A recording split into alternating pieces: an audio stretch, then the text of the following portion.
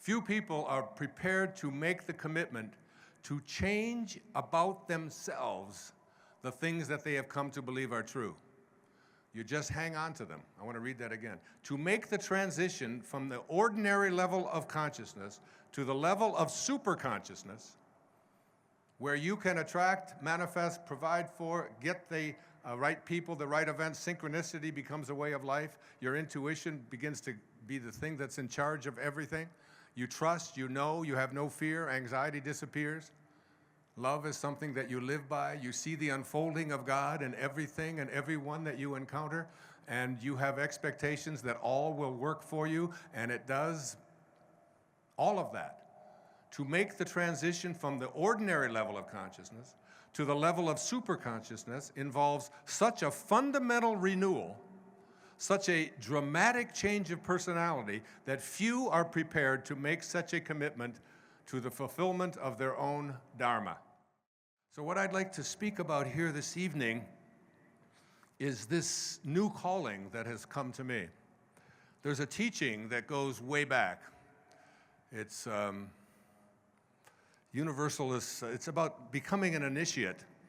It's really about learning how to live from a place of the white light that is within all of us. It's called the White Brotherhood. It's a little nervous when I hear White Brotherhood, but it's not about white people. It's about white light.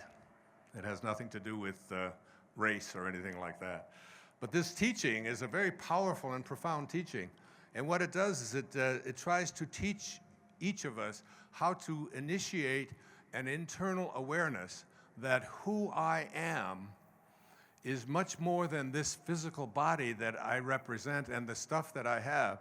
That in fact, who I am is so powerful and profound that I actually have God inside of me.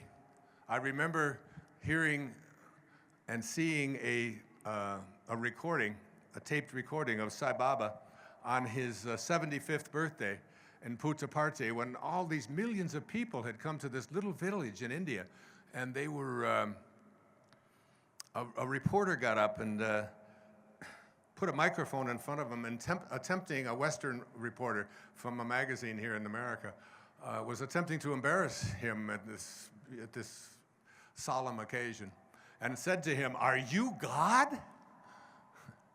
And Sai Baba, without hesitating, said, "Yes, I am." "And so are you," he said. "The only difference between me," he said, "and you is that I know it, and you doubt it." That if we came from God, if quantum physics teaches us that particles do not originate in particles, the Tao Te Ching teaches us that being originates in non-being, Jesus said it's the spirit that gives life. The flesh counts for nothing. That life, form, material world is something that originates in something that we can't put our finger on. We can't get a hold of it. We can't even experience it with our senses, but we carry it around inside of us all the time. Like you can find the command center in my brain that says, I'm going to wiggle my finger, and I do this. And you think, well, that's no big deal. Who can't do that? Anybody can do that. But when you try to think about what that is, like there's some invisible thing inside of me or around me that says, I'm going to wiggle my finger, and then I use that invisibleness to go from the command center in my brain to moving my finger. That's pretty miraculous. And if I say I'm going to move my foot, and I'm going to move this, and I'm going to do this, or I'm going to do yoga, and I'm going to do this, all of these kinds of things that we just sort of take for granted, not realizing that there's an invisible commander inside of the command center that no scientific instrument has ever been able to find. You can find the command center. You can go into the cortex of my brain, and you can go in there, and you'll find the command center. But the commander's in another dimension altogether. So what I'd like to say to you is that for all of you listening here, if you would like to elevate your life in any way to a higher place, to be able to fulfill a dharma or a destiny or something that you have created for yourself in your imagination, if you would like to be able to do that, you must change your concept of yourself. And what is your concept of yourself? Your concept of yourself is everything that you believe to be true. So you carry around this conception of yourself. And that concept that you have within says, these are all the things that I believe to be true, and they have gotten me to where I am, and I'm right here, right now. Now, if you want to get here, but you're here, and getting here arrived for you in your life on the basis of all the things that you believed to be true, then in order to go higher in any way in your life, whether it's your health, your relationships, your prosperity, anything that you can put your attention on, if you want to go from this place to a higher place, you're going to have to change what it is that you believe to be true. Otherwise, you're going to always stay here or lower. And changing what you believe to be true, this teacher that I read from, I'm going to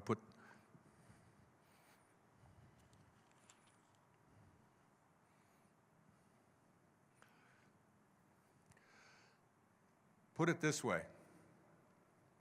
To make the transition from the ordinary level of consciousness to the level of superconsciousness, which I will be speaking about here tonight, involves such a fundamental renewal, such a dramatic change of personality, that few are prepared to make such a commitment to the fulfillment of their own Dharma.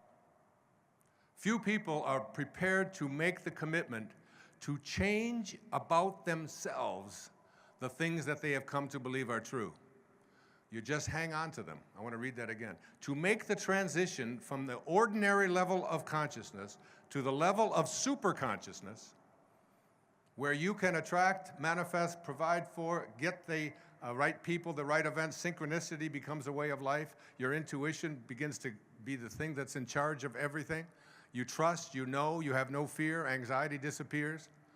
Love is something that you live by. You see the unfolding of God in everything and everyone that you encounter, and you have expectations that all will work for you, and it does all of that. To make the transition from the ordinary level of consciousness to the level of superconsciousness involves such a fundamental renewal, such a dramatic change of personality, that few are prepared to make such a commitment to the fulfillment of their own Dharma. And I'm just assuming that you came here tonight and you parked yourself down and you voted with your feet and you paid your money, and that that is something that you perhaps would like to consider for yourself in your life. Otherwise, why else would you be here? Why would you listen to this kind of talk? If there wasn't something in you, some kind of a calling that said, I would like to be able to get past ordinary levels of consciousness. I'd like to get past ordinary in my life. Now, in order to change your concept of yourself and what you believe to be true, not only do we have to do it individually, but we have to do it collectively as well. I want to just spend a few minutes on the collectivity of what we need to change about our life. Collectively, as a people, there are things going on in our culture, in our world, that have come about because of things that we have come to believe are true. And enough of us have bought into them that we don't challenge them. My daughter, Tracy, who is my oldest child, she's what, 70? How old are you? 70? She's 42. She was with me when Erroneous Zones was published back in 1976. Toured with me. She was 9 years old at the time. I'll let you do the math. And went across the country with me as I took it upon myself to take this book that I believed in so strongly, to buy up the first 3 printings, to distribute them myself, to arrange at my own expense to visit every major city in the country and take any interview that anyone would give me and just allow it to take place and allow it to happen. Because I was motivated at that time by something I had read by Henry David Thoreau, probably the greatest definition of success I've ever heard. He said, if you advance confidently in the direction of your own dreams and endeavor to live the life which you have imagined, you will meet with a success unexpected in common hours. That is, you have to let success chase you. You have to follow your dreams. You have to follow your imagination. And later on in this presentation, I'll be speaking about a manifestation technique and the 7 parts of it, that if you follow it and go home tonight and begin it tonight when you get into bed, the last 5 minutes before you go off to sleep, you will begin to understand what Thoreau was speaking about at Walden Pond in his essay on the necessity of civil disobedience. And my daughter heard this and was with me and traveled with me throughout her whole life. Her name is Tracy. She is here with us this evening. She started her own business based upon the ideas that I'm speaking about, would call me every day and say, you know, she's a very successful businesswoman, worked for Best Buy, had all of the benefits and so on, but had a vision, had an internal kind of knowing that she wanted to do something different. And she started a company called Urban Junket. She's here with her beautiful handbags that she has designed that are all green. Not the color green, but they are green, and consistent with what we need to talk about. And her name is Tracy. Stand up, Tracy, and say hi to everyone there. When I dedicated the book, Your Erroneous Zones, to her, it said, for Tracy Lynn Dyer, I love you in the very special way that I've written about in these pages. And I still do, honey, I still do. God bless you, sweetheart. And good luck. Urban Junket, go out there, buy a copy of the Tao, put it in your new bag, okay? And I'll be out there to help her. But Tracy came and spent 10 days or so with me just recently and with her friend Kim. And Kim told me a story that just flabbergasted me, but it wasn't that surprising. He went to his doctor because he had insomnia. And his general practitioner doctor, GP, prescribed an antidepressant, which I'm not going to name, but it is very common. And after 2 or 3 weeks taking this antidepressant, this was a man who was, his name was Woody. And he was in a good marriage, and they were planning to have a family, and he was making good money, and he wasn't depressed, and he was fine, all things considered. His job went well. And within 3 weeks, he would say things like, my head, I just feel like my head is coming off. I just can't, something wrong with my head. It's just like, it's almost like I'm outside of my head. And and he called the doctor, and the doctor said, oh, well, he said, well, sometimes with this antidepressant, you have to let it go a few more weeks. And when you take that, you know, eventually it'll kick in and you'll be, and Kim went away, and when she came back, her husband, Woody, had hanged himself on this antidepressant. Now, this, unfortunately, isn't just a one-time story. This is a very, very, very common story that is happening in our culture and in our society. People becoming addicted to prescription drugs. I know, it operates in my own family. And very many people who are taking these drugs, particularly these real strong antidepressant drugs, which are just passed out by generally physicians who don't know very much about the pharmacology, the psychopharmacology of what happens in the brain. They just give them out. I can tell you that when my wife and I separated, I had just gone in for a health checkup, and he said, well, you seem a little down. I said, well, yeah. I said, that's sort of what happens when you separate and you have 8 children and so on. And he said, well, I'm going to just give you this prescription.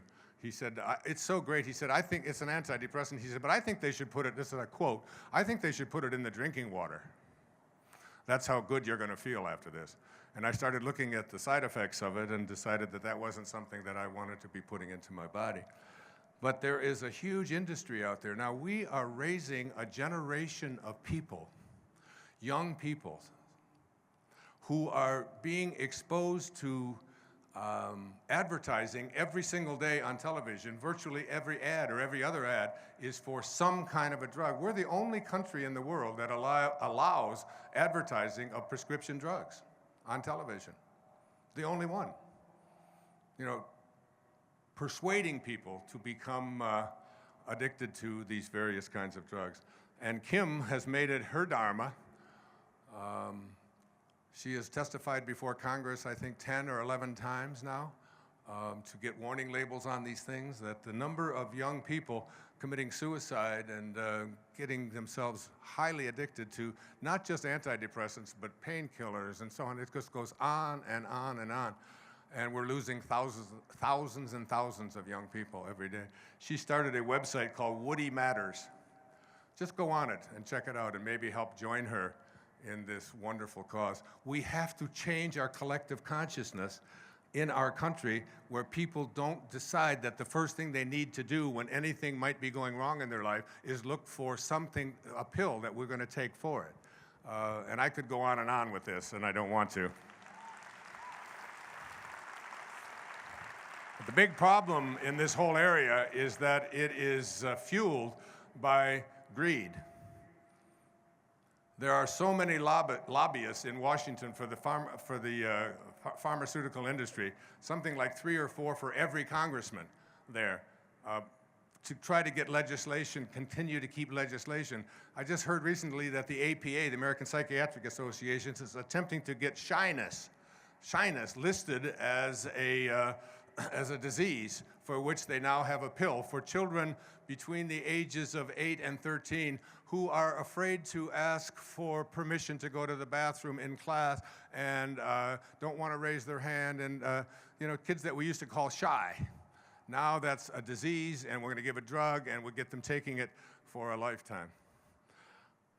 Kim told me about an 11-year-old child who had been on Ritalin for so many years that she actually hung herself as well. And that what happens with these drugs is that the head, so that you think, why would somebody hang themselves when they're on these drugs? But they feel like their head is something wrong with their head, and they just want to literally get to a place where they rip their head off.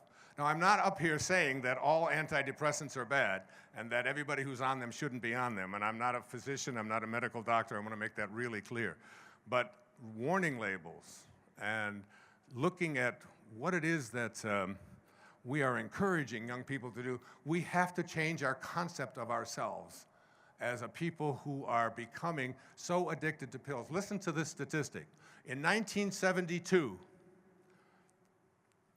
there were 3 billion tablets, prescription tablets, individual tablets consumed by prescription in the United States. 3 billion tablets for a country of about 270 million people. It's a lot, but it's not alarming. In 2008, that number is 113 billion. We've gone from 3 billion to 113 billion in a generation. It isn't something that we ought to be proud of. We need to take a hard look at how much of this stuff, and you just can't even imagine the tragedies that are taking place in family after family, and we can't even get a congressional investigation on it because there's just so much money involved in this industry. Another thing that we have to change our concept of individually and collectively is, you want to hear something that'll really just knock your socks off? This is the first generation in American history being born now whose life expectancy is less than their parents. It's the first time it's ever happened. The children being born today, their life expectancy is less than their mothers and fathers. How come? What's going on? Well, 1/3 of our children are obese, 31%. I saw a picture on the Bill Maher show not too long ago of a circus person who people paid 10 cents to come and look at. And the picture was, come look at the fat man. And they showed the picture that people were actually paying to look at in 1905. And he looked like about 50 or 60 people that I've seen walk in here tonight. Literally.